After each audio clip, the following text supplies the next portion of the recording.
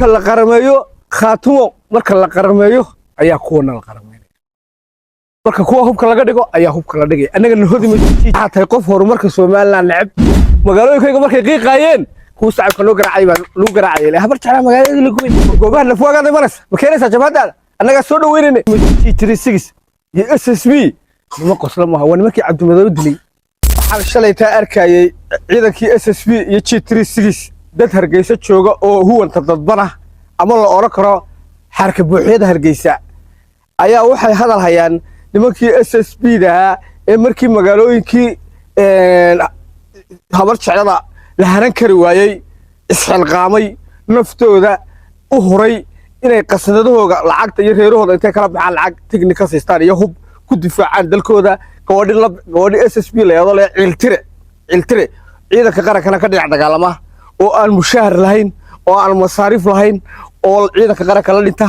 oo ciidan anaga ciidankii Cabdimadoow dhaawacay Cabdimadoow kii ku xigay kii dilay ciidankii huwanta dib u dhirbaxay la oran karo ayaa inamo yaryar oo ku naaxay lacagta qaranka oo huwanta dadbana oo jareerta dadbana oo waxa weeye Hargeysa joogta soo dhulxi dhaawalaya SSB waxa weeye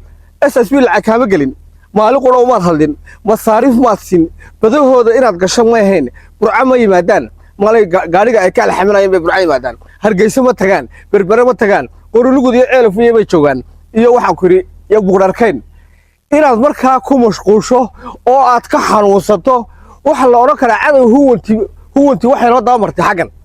huwanti galbeed bay noo daamartay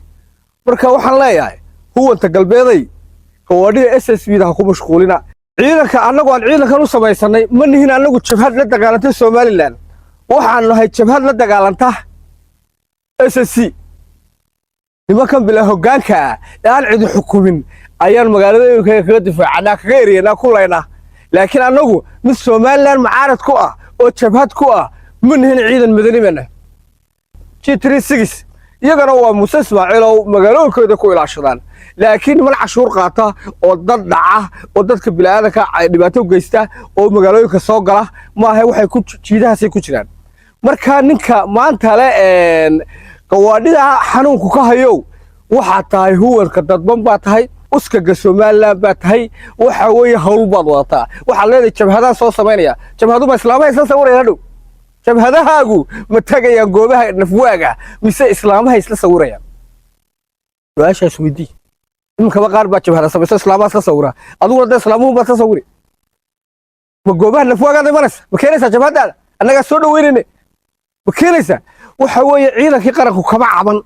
ciidanka qaranku way ogol yihiin way taageersan yihiin ujeedada adigoo huwanta dadbana oo suurta oo $5,000 qaata ujeedka uga xanuunsan ciidanka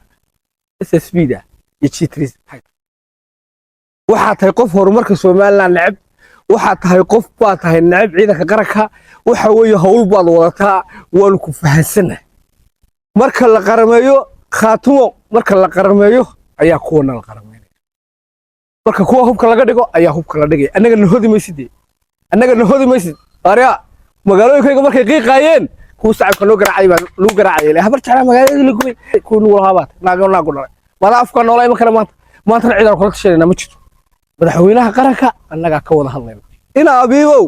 dahabshiil iyo jijaartii iyo caalamkii iyo hay'adii baa joogay ina abiibow adigoo fool xumadaada la arko